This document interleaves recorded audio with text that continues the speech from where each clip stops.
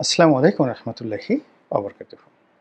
সম্মানিত দর্শক, আজকের যে বিষয়টি নিয়ে আলোচনা করব এটার তেমন কোনো সিরিয়াস বিষয় নয়, অনেকটা ফোক ফ্যান্টাসি প্রকৃতির। আমাদের দৈনন্দিন জীবনে আমরা প্রায় খুব সিরিয়াস কথাবার্তা বলি, ভীষণ রকম সিরিয়াস। তো সে সকল সিরিয়াস কথাবার্তার কারণে আমাদের কিন্তু আসলে অনেকের অনেক রোগবালাই হয়ে যায়। কাজে জীবনে বিনোদনের দরকার আছে, একটু রং তামাশার দরকার আছে, ঠাট্টা মশকরার দরকার আছে, একটু খোঁচাখুচি করার দরকার আছে। যেমন ধরুন, এই যে এখন তারেক রহমান সাহেবকে নিয়ে যে হাস্যকর কতগুলো স্লোগান দেয়া হয়েছে। অনেকে রাগ করেছেন, রাগ হলে ভালো হয়, রাগ হলে শরীরের অনেক ময়লা আবর্জনা নষ্ট হয়ে যায়, জীবাণু মরে যায় যারা রাগ হন। আবার এই স্লোগান দিয়ে একদল তো মহা খুশি যে তারা একেবারে লঙ্কা বিজয় করে ফেলেছেন, দিল্লি বিজয় করে ফেলেছেন। তারেক রহমানের যাকে বলে এটা করেছেন, ওটা করেছেন। তো এটা একটা বিরাট বিজয়। আলেকজান্ডারের পারস্য বিজয়ের চাইতেও মহাবিজয়। তো কাজেই লেট দেম প্লে, তাদেরকে আনন্দ করতে দেন, ফুর্তি করতে দেন। আমাদের এই সমাজে এখন এই যে রাজনীতি নিয়ে কোনো অবস্থাতেই শেখ হাসিনাকে বাদ দেওয়া যাচ্ছে না।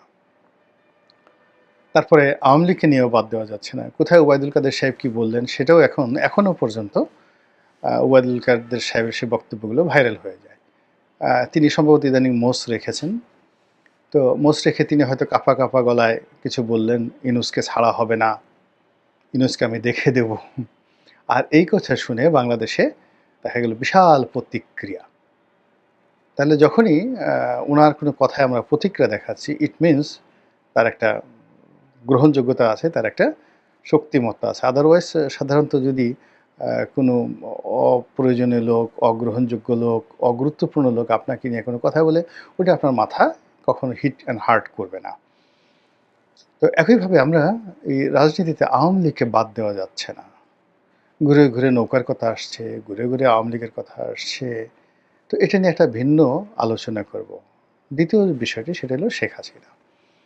তো শেখ হাসিনাকেও আমরা বাদ দিতে পারছি না। যেভাবে শেখ হাসিনার জমানাতে তারেক জিয়া, খালেদা জিয়াকে তারা বাদ দিতে পারেননি। তারা গালি দিতে গেছেন, অশ্লীল শব্দোচ্চারণ করেছেন, রাগারাগি করেছেন। কিন্তু শেষমেশ দেখা গেল যে তাদের মুখেই মূলত বিএনপি বেঁচে ছিল। বিএনপি তাদের কর্মকাণ্ড করার চাইতে এই ধর ধর ধর, আওয়ামী লীগের লোকজন বলতো ধর ধর ধর, কাদেরকে ধর, বিএনপি লোকজন বিএনপির নাম জেনে গেল। সঙ্গে সঙ্গে বিএনপির প্রতি তাদের একটা আগ্রহ জন্ম নিল। মানুষ নিষিদ্ধ জিনিসের প্রতি আগ্রহ থাকে। তারপর হলো মামলা দে, মামলা দে। এই মামলা দেওয়ার পরে লোকজন কাদেরকে মামলা দিল, তাদের প্রতি সহানুভূতি হলো। এরপরে সংসদে দাঁড়িয়ে তারেক রহমানকে গালাগাল করলেন যে ধরে নিয়ে আসবো, বেটা ফাজিল, ওখানে বসে বসে বড় বড় কথা বলো, শক্তি থাকে তো আয় বাংলাদেশে। তো এই কথা বলে আর মানুষজন তারেক জিয়া সম্পর্কে একটু উকিঝুঁকি মারে যে কে এখানে শেখ হাসিনা এরকম কিছু কেন করছে, সে কি আসলে খুব শক্তিশালী, যে একেবারে স্বয়ং শেখ হাসিনাকে উত্তেজিত করে ফেলছে। তো একইভাবে এখন শেখ হাসিনাকে নিয়ে যত কিছু বলা হচ্ছে, তাকে ধরে আনা হবে, ভারতের কাছ থেকে তাকে প্রত্যাবাসনের যে ব্যবস্থা করা হবে, তাকে ফাঁসিতে লটকানো হবে, এই কথা যেভাবে বলছেন। আর ওদিকে উনিও নানা রকম অডিও সেই রিপোর্ট একটার পর একটা ছেড়ে দিচ্ছেন। একবার বলছেন যে কাউকে ছাড়া হবে না, পাই পাই করে যাকে বলা হয় সমস্ত কিছু আদায় করা হবে। ডক্টর মোহাম্মদ ইউনূস সম্পর্কেও তিনি একেবারে আগের মতোই আরও বিক্ষুব্ধ যে এইবার যদি তিনি সুযোগ পান, ইউনূস সাহেব যে কী করবেন, তো সেটা কি হবে। মানে তার বক্তব্য শুনলে বোঝা যায় যে এইবার ইউনূস সাহেবকে পেলে যেভাবে কাপড় চিপড়িয়ে পানি বের করে, ধরেন একটা লুঙ্গি বা একটা গামছা আপনি পানিতে ভিজালেন, এখন ওটাকে আপনি পরে থাকবেন।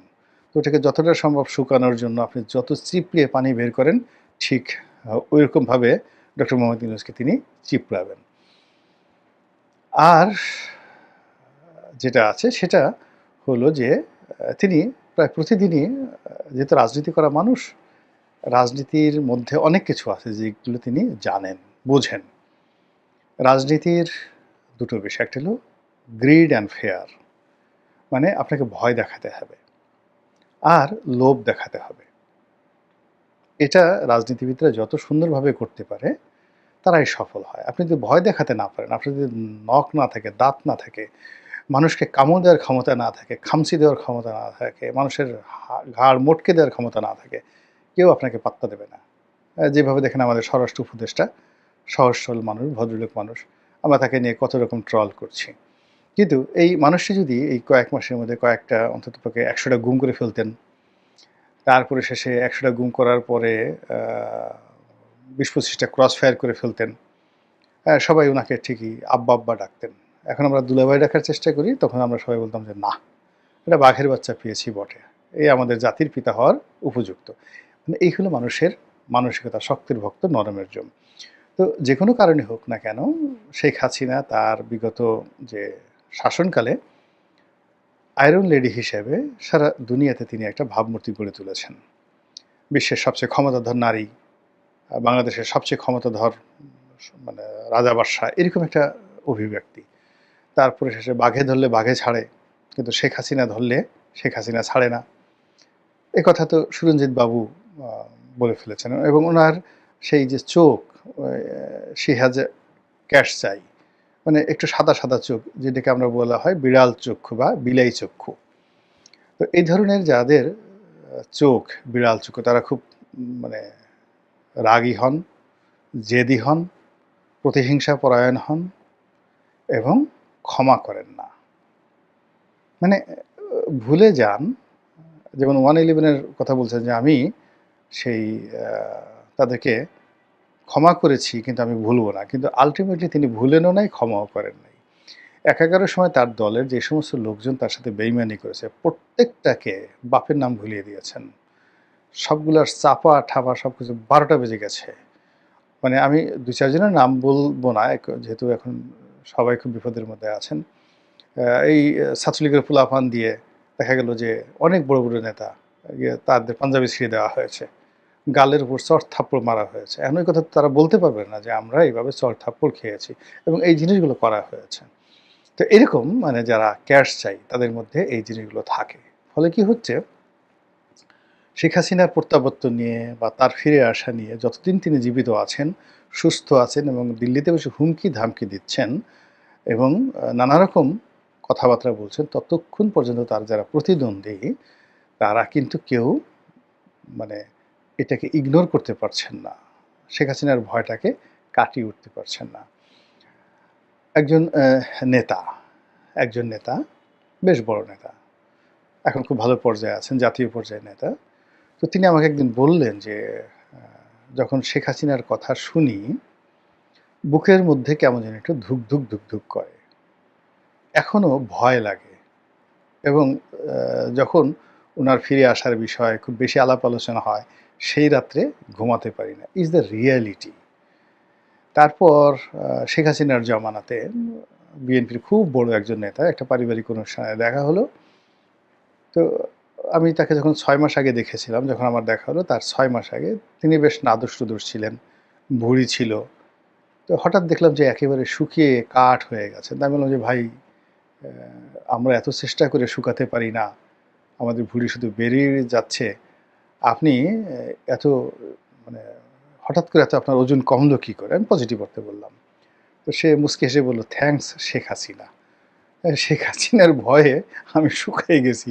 এই যে আমার দুর্নীতি দমনের দিয়ে আমার যে ফাইলগুলো টান দিয়েছে, আমাকে কয়েকটা মামলা-টামলা দিয়েছে, এই টেনশনে আমি একেবারে শুকিয়ে দেখো কাঠ হয়ে গেছি। এজন্য যদি তোমার ধন্যবাদ দিতে হয় তাহলে শেখ হাসিনাকে ধন্যবাদ দাও। থ্যাঙ্কস শেখ হাসিনা।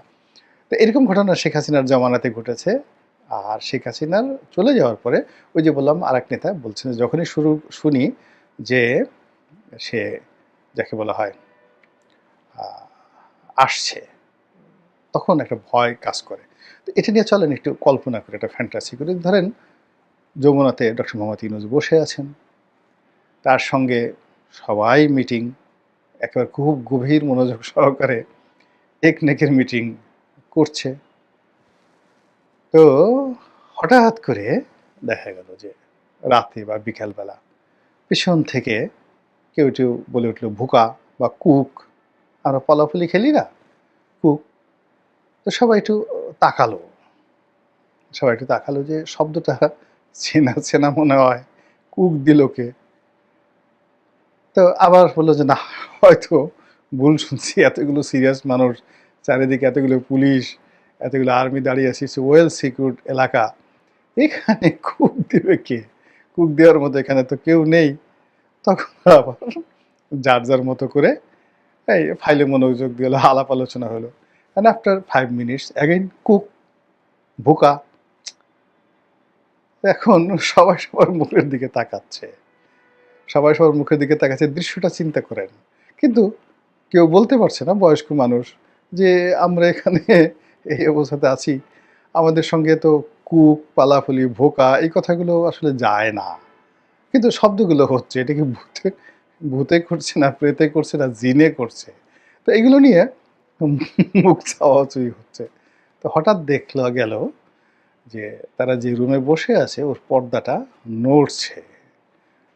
পর্দাটা নড়ছে আর শব্দ হচ্ছে।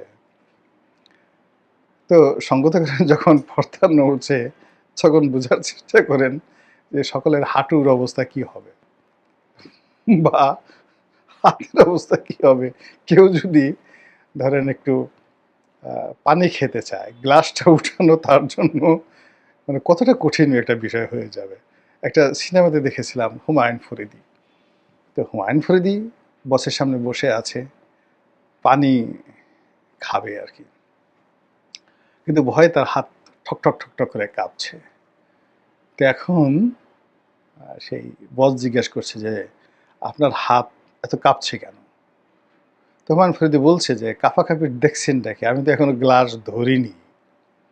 গ্লাস ধরার পরে কাঁপাকাঁপি যে কি এটা আপনি টের পাবেন আর কি।" অসাধারণ একটা অভিনয়। তো এরকম পর্দা দেখে মনে হলো যে একটু পানি খাই। তখন হাতের অবস্থা কি এবং যাদের একটু বয়স্ক ৭০ এর উপরে যাদের বয়স আছে তাদের অবস্থা কি হবে? তারপরে পর্দা খুলে দেখা গেল সেখান থেকে সত্যিকার অর্থেই শেখ হাসিনা বের হয়ে আসছেন। জাস্ট একটা ফ্যান্টাসি। কল্পনা করেন তো যে ওখানে পরিস্থিতিটা কি হবে? তারা কে কি কথা বলবেন? তাদের চেহারা কেমন হবে? এবং ওখানে ধরেন এত সুন্দর করে হাসেন আমাদের আ রেজওয়ানা। উনি যে হাসেন, উনার চেহারাটা তখন কেমন হবে? উ একেবারে জাস্ট ওখান থেকে বের হলো। একটু চিন্তা করেন। কল্পনা করতে তো কোনো অসুবিধা নেই। বা ডক্টর মোহাম্মদ ইউনূস তো চেয়ারে বসে আছেন, গম্ভীর থাকেন, বেশি একটা হাসেন-টাসেন না। তো হঠাৎ করে উনি দেখলেন এই দৃশ্য। এই দৃশ্য দেখলেন। তারপরে শেষে আ অন্যান্য যারা লোকজন আছেন, আমাদের স্বরাষ্ট্রমন্ত্রী মহোদয়, উপদেষ্টা মহোদয়, তিনিও তো বৈঠকে থাকেন, তিনিও দেখলেন। হ্যাঁ, তো তিনি তখন কি করবেন? কি বলবেন? বলেন তো? তো এই যে অবস্থা, আমরা আলাপ আলোচনা করছি শেখ হাসিনাকে নিয়ে। এটা এই যে, যে কথাটা বললাম, এটা আপনার কাছে যতই ফ্যান্টাসি মনে হোক না কেন, আপনার কাছে যতই এটা হাস্যকর মনে হোক না কেন, কিন্তু বাস্তবে যারা শেখ হাসিনার অপোজিটে দাঁড়িয়ে আছেন, প্রতিদ্বন্দ্বী হিসেবে, শত্রু হিসেবে, আমি যেটা দুষ্টামি করে বললাম, হাসতে, হাসতে যে কথাগুলো বললাম, এগুলো তাদের অনেকের নিকট এই শব্দগুলো বা শেখ হাসিনা নামক শব্দটি রীতিমতো ভয়ানক দুঃস্বপ্ন। আল্লাহ আমাদের সবাইকে হেদায়েত দান করুন এবং হেফাজত করুন। আসসালামু আলাইকুম ওয়া রাহমাতুল্লাহি ওয়া বারাকাতুহু।